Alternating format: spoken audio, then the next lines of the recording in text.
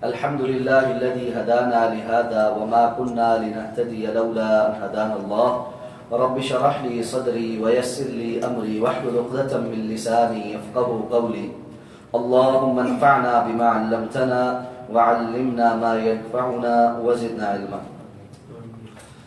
सफ़ा नंबर 497 25वां पारा सूरह दुखान आयत नंबर 6 तक अल्लाह की तौफीक से हमारा सबक मुकम्मल हो चुका है और आयत नंबर 7 से आज हमारे सबक का आगाज हो रहा है। अऊज़ु बिल्लाहि मिनश शैतानिर रजीम।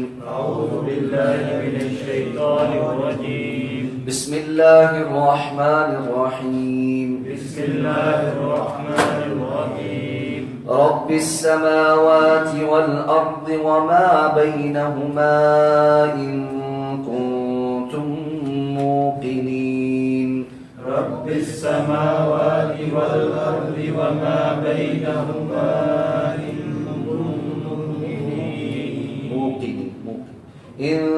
कुंतुम मूक़िनीन। ला इलाहा इल्ला हुवा युह्यी व युमीत।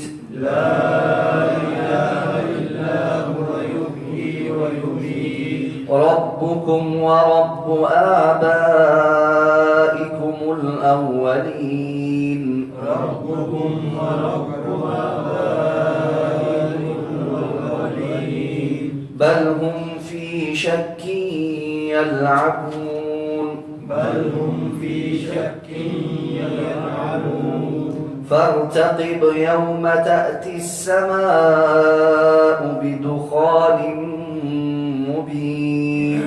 فارتقب يوم تأتي السماء بدخان مبين. يغشى الناس هذا عذاب أليم. يغشى الناس هذا عذاب أليم. ربنا اكشف عنا العذاب إنا مؤمنون. ربنا اكشف عنا العذاب إنا مؤمنون. أنى لهم الذكرى وقد جاءهم رسول مبين.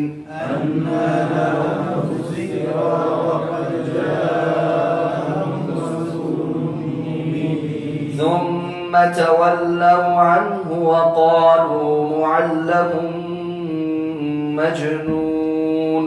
ثم تولوا عنه وقالوا معلم مجنون. إنا كاشف العذاب قليلا إنكم عائدون.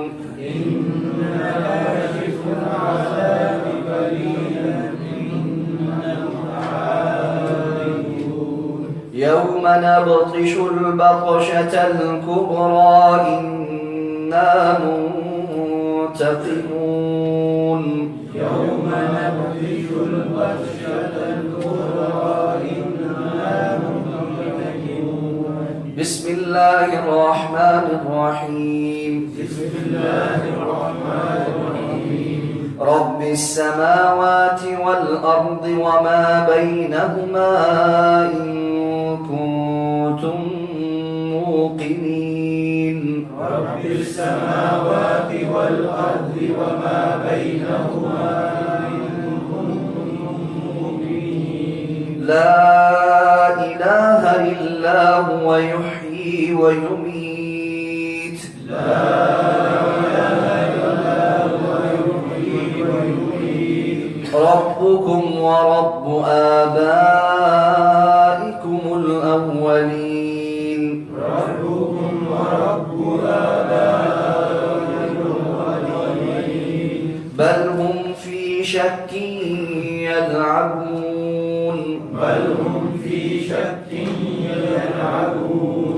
فارتقب يوم تأتي السماء بدخان مبين. فارتقب يوم تأتي السماء بدخان مبين. يغشى الناس الناس هذا عذاب أليم يغشى الناس هذا عذاب أليم ربنا اكشف عنا العذاب إنا مؤمنون ربنا اكشف عنا العذاب إنا مؤمنون أنى لهم الذكرى وقد جاءهم رسول مبين أنى لهم الذكرى وقد جاءهم رسول مبين ثم تولوا عنه وقالوا معلم مجنون ثم تولوا عنه وقالوا معلم مجنون إنا كاشف العذاب قليلا إنكم عائدون إنا كاشف العذاب قليلا يوم نبطش البطشة الكبرى إنا منتقمون يوم نبطش البطشة الكبرى إنا منتقمون گزشتہ آیات میں اللہ رب العزت نے ارشاد فرمایا کہ یہ کتاب مبین اللہ نے ایک مبارک رات میں نازل کی ہے، جس کے اندر اللہ تعالیٰ تمام تدبیری امور کے فیصلے، محکم فیصلے نازل فرماتے ہیں، اور یہ اللہ کی طرف سے حکم ہوتا ہے، اور اللہ ہی ڈرانے والے اور اللہ ہی رسولوں کو بھیجنے والے ہیں، اور یہ آپ کے رب کی رحمت ہے کہ جس کی نتیجے میں اللہ تعالیٰ کتاب بھی نازل کرتا ہے اور رسولوں کو بھی بھیجتا ہے، کیونکہ وہ بہت زیادہ سننے والا اور علیم ہے، علم رکھنے والا ہے۔ فرمایا رب السماوات، وہ آسمانوں کا رب ہے، والارض، اور زمین کا، وما بینہما، اور جو کچھ ان کے درمیان ہے اس کا بھی، ان کنتم موقنین، اگر تم یقین رکھو تو، لا الہ الا ہو، اس کے سوا کوئی معبود برحق نہیں، یحیی و یمیت، وہی زندہ کرتا ہے اور وہی موت سے ہمکنار کرتا ہے، ربکم، جو تمہارا رب ہے، ورب آبائکم الاولین، اور تمہارے پہلے آباء و اجداد کا بھی وہی رب تھا، بل ہم فی شک یلعبون، بلکہ وہ تو ایک شک کے اندر مبتلا کھیل رہے ہیں، فارتقب یوم تأتی السماء بدخان مبین، تو پس انتظار کیجئے اس دن کا کہ جس دن آسمان ایک واضح دھوئیں کو لائے گا، یغشی الناس، جو لوگوں کو ڈھانپ لے گا، ھذا عذاب علیم، یہ دردناک عذاب ہے، ربنا اکشف عنا العذاب انا مؤمنون، اے ہمارے رب ہم سے اس عذاب کو ہٹا دے، یقیناً ہم ایمان لانے والوں میں سے ہو جائیں گے، انا لهم الذکریٰ، اب ان کو نصیحت کہاں سے یاد آ گئی، وقد جاءہم رسول مبین، جبکہ اس سے پہلے ان کے پاس ایک واضح رسول آ چکا، ثم تولوا عنہ، اور انہوں نے تو اس سے اعراض کیا، وقالوا معلم مجنون، اور کہنے لگے کہ یہ تو ایک سکھلایا ہوا مجنون ہے، دماغ پھرا ہے، نعوذ باللہ، انا کاشف العذاب قلیلا، بے شک ہم تھوڑا سا اس عذاب کو ہٹانے والے ہیں، انکم عائدون، اور بے شک تم دوبارہ واپس پلٹ جاؤ گے، یوم نبطش البطشۃ الکبریٰ، اور جس دن ہم پکڑیں گے ایک بڑی پکڑ، انا منتقمون، یقیناً ہم انتقام لینے والے ہیں۔ اب فرمایا کہ وہ اللہ جس نے اس کتاب کو نازل کیا، جو رسولوں کو بھیجتا ہے، وہ آسمانوں کا، زمین کا اور اس کے درمیان جو کچھ ہے اس سب کا رب ہے۔ اگر تم غور کرو تو تمہیں اس بات پر یقین آ جائے گا کہ اللہ کے سوا اس کائنات کا پیدا کرنے والا اور کوئی نہیں ہے، اور جب اللہ کے سوا اس کائنات کا پیدا کرنے والا، چلانے والا، پالن ہار کوئی نہیں، رب کوئی نہیں، مالک کوئی نہیں، تو لا الہ الا ہو، اس کے سوا کوئی اس بات کا حقدار بھی نہیں کہ اس کی عبادت کی جائے، اگر عبادت کے مستحق کوئی ہے تو وہ صرف اور صرف اللہ کی ذات ہے۔ جب پیدا اس نے کیا، پالتا وہ ہے، کھلاتا وہ ہے، نظام سنبھالے ہوئے وہ ہے، ہر چیز اس کے فیصلوں سے ہوتی ہے، کوئی چیز اس کی مرضی کے خلاف نہیں، تو پھر اطاعت، فرما برداری اور عبادت کے مستحق بھی اس کے سوا کوئی اور نہیں۔ وہی ہے جو زندہ بھی کرتا ہے اور موت سے ہمکنار بھی کرتا ہے، وہی ہے جو زندگی بھی دیتا ہے اور جب اس کا فیصلہ آتا ہے تبھی موت بھی آتی ہے۔ نہ کوئی اللہ کے سوا زندہ کر سکتا ہے، نہ اللہ کے سوا موت سے ہمکنار کر سکتا ہے۔ ربکم ورب آبائکم الاولین، وہ تمہارا بھی رب ہے، تمہارا بھی پالنے والا ہے، اور پچھلے تمہارے آباء و اجداد جتنے تھے ان سب کا بھی پالنے والا وہی ہے۔ ان کی زندگی میں بھی ان کی بگڑیاں بنانے والا، حاجت روائی کرنے والا، مشکل کشائی کرنے والا، سب کچھ عطا کرنے والا وہ اللہ ہی تھا، اور تمہارے لیے بھی اور آنے والے تمام لوگوں کے لیے بھی یہ سب رب کی خصوصیات رکھنے والا وہ ایک اکیلا تنہا اللہ ہی ہے، اس کے سوا کوئی اور نہیں۔ لیکن نتیجہ کیا ہے؟ بل ہم فی شک یلعبون، یہ شک کے اندر مبتلا ہے اور کھیل تماشے میں لگے ہوئے۔ شک کیا ہے؟ یہ ملحدین شک میں ہے، پتہ نہیں ہے یا نہیں ہے، پتہ نہیں ہے یا نہیں ہے۔ کٹر سے کٹر سخت گیر قسم کا ملحد بھی کیوں نہ ہو، پھر بھی کہیں نہ کہیں اس کے دل و دماغ میں یہ بات موجود ہوتی ہے کہ جس نظریے پر میں موجود ہوں وہ ٹھیک نہیں ہے، وہ ٹھیک نہیں ہے۔ اللہ رب العزت کے وجود کا انکار اس کے اس بات سے زیادہ مشکل ہے۔ اس بات آسان ہے، انکار مشکل ہے۔ اس لیے اس کے دل و دماغ میں اللہ فرماتے ہیں ایک شک پڑا ہوا ہے۔ اب جب انسان کو کسی چیز پر شک ہو تو اس کو یقین کی کیفیت میں آ جانا چاہیے۔ سوال تو یہ ہے اگر یہ شک میں ہے تو یقین کی کیفیت میں کیوں نہیں آتے؟ اللہ فرماتے ہیں یلعبون، وجہ یہ ہے کہ دنیا کی زندگی کے عیش آرام میں اور کھیل تماشے میں لگے ہوئے۔ یہ کھیل تماشا، یہ زندگی کی عیاشیاں ان کو فرصت میں لینے دیتی کہ وہ اس چیز کے متعلق اپنے نظریے کو ٹھیک کر لیں، اس لیے کہ یہ نظریہ اگر ٹھیک ہوا تو دنیا کی عیاشیاں چھوڑنی پڑتی ہیں۔ جیسے ان کو پتہ چلتا ہے کہ جو ہمارا نظریہ ہے وہ بودا ہے اور اس کے مقابل ایک ٹھوس حقیقت ہے، اس کی طرف آنکھ اٹھا کر اس لیے نہیں دیکھتے کہ اگر یہاں دیکھا تو پھر عمل کرنا پڑ جائے گا۔ کتنے لوگ ہیں آپ اپنے معاشرے میں ارد گرد دیکھیں، جانتے ہیں کہ دین کیا ہے، سمجھتے ہیں، لیکن گہرائی میں کیوں نہیں اترنا چاہتے؟ اپنی خواہشات چھوڑنی پڑیں گی، اپنی مرضیاں چھوڑنی پڑیں گی، اس لیے علم ہی نہیں حاصل کرتے۔ چھوڑو رہنے تو بات کی گہرائی کے اندر جاتے ہی نہیں۔ تو فرمایا ان لوگوں کا انتظار کیا ہے؟ فارتقب یوم تأتی السماء بدخان مبین، پھر آپ انتظار کیجئے کہ جب آسمان ایک واضح دھوئیں کو لے آئے۔ رسول اللہ صلی اللہ علیہ وسلم کی جب مشرکین مکہ نے بے تحاشا مخالفت کی تو اس وقت چند ایک جو واقعات رونما ہوئے ہیں ان میں سے ایک واقعہ یہ ہے جس کی طرف یہاں پر اشارہ کیا گیا۔ یہ دخان مبین، واضح دھواں جو ہے، اس کے متعلق دو اقوال ہمیں سلف سے ملتے ہیں، صحابہ کرام سے ملتے ہیں۔ ایک کے راوی حضرت عبداللہ ابن مسعود رضی اللہ تعالیٰ عنہ، عبداللہ ابن مسعود رضی اللہ تعالیٰ عنہ فرماتے ہیں کہ دخان مبین کا واقعہ گزر چکا ہے، اور یہ واقعہ تب ہوا تھا جب مشرکین مکہ نے رسول اللہ صلی اللہ علیہ وسلم کی سخت مخالفت شروع کی۔ اس کے نتیجے میں اللہ کے رسول صلی اللہ علیہ وسلم نے ان کے لیے بد دعا کی کہ اللہ ان کے اوپر ویسا ہی قحط نازل فرما جیسا یوسف علیہ السلام کے دور میں مصریوں کے اوپر قحط آیا تھا۔ اللہ کے رسول کی اس بد دعا کے نتیجے میں کہتے ہیں کہ ایسا شدید قحط پڑا کہ غذائی اجناس کی اتنی کمی ہو گئی کہ لوگ ہڈیاں بھی چبا گئے اور ان کے پاس کھانے پینے کو کچھ نہ بچا۔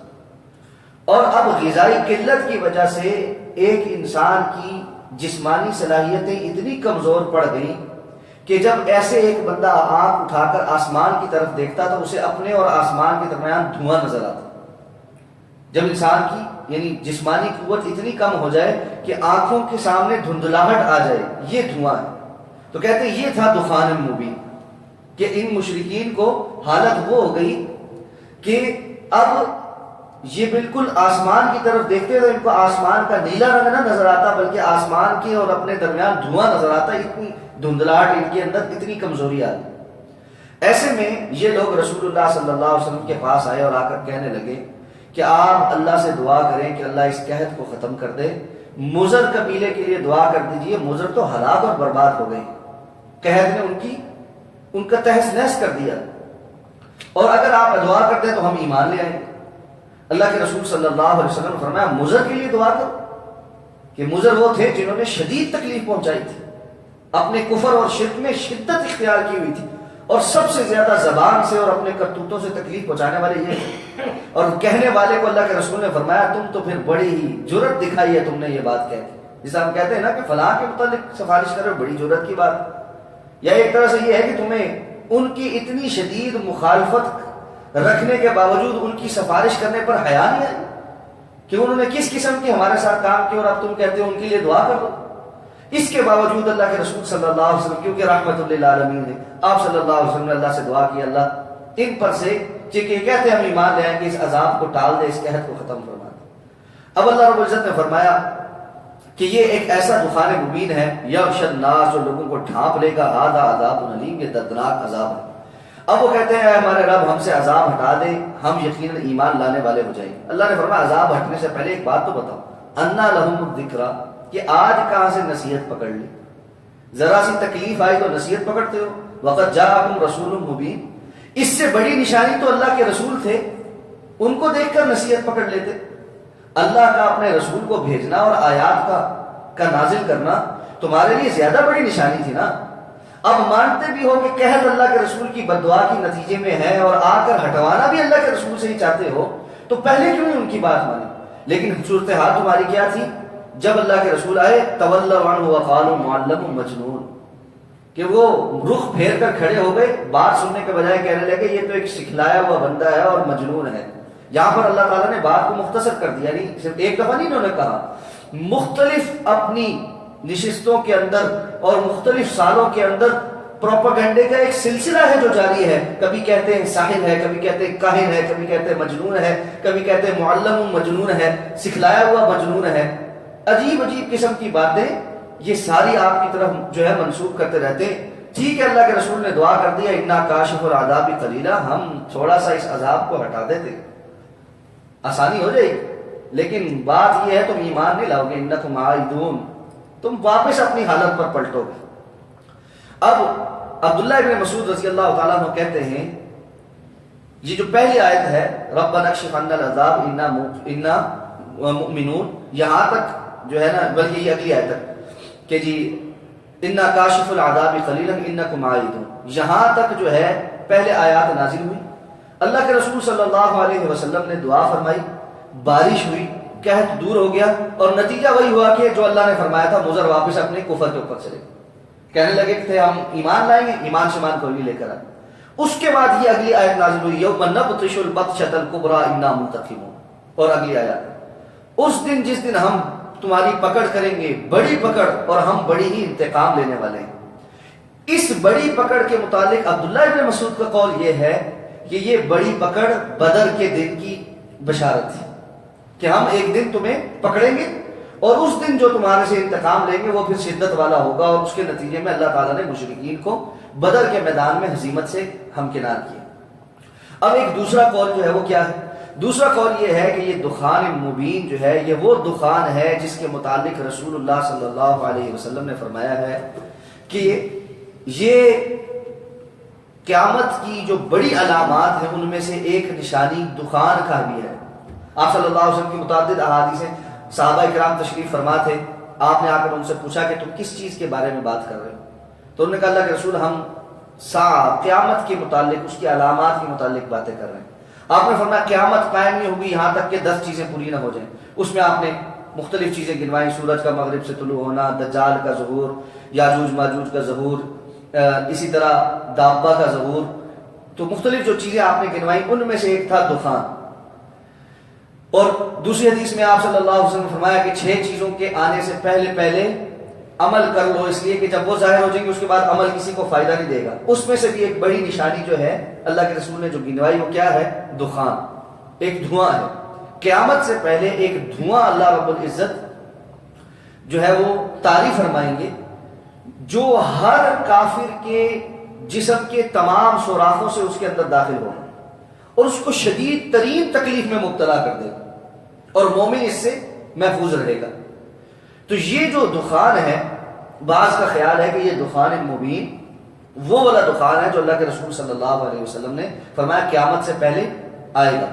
لیکن مفسرین کرام نے کہا ہے کہ یہ قول اس لیے راجح نہیں ہے کہ اس دخان کے متعلق تو اللہ کے رسول نے فرما دیا کہ یہ ان علامات میں سے ہے کہ جو جب ظاہر ہو جائیں گی اس کے بعد کا ایمان فائدہ نہیں دے گا، اور اس کے بعد پھر وہ ہٹایا نہیں جائے گا، بلکہ اس کے بعد وہ بڑی نشانیاں آتی جائیں گی.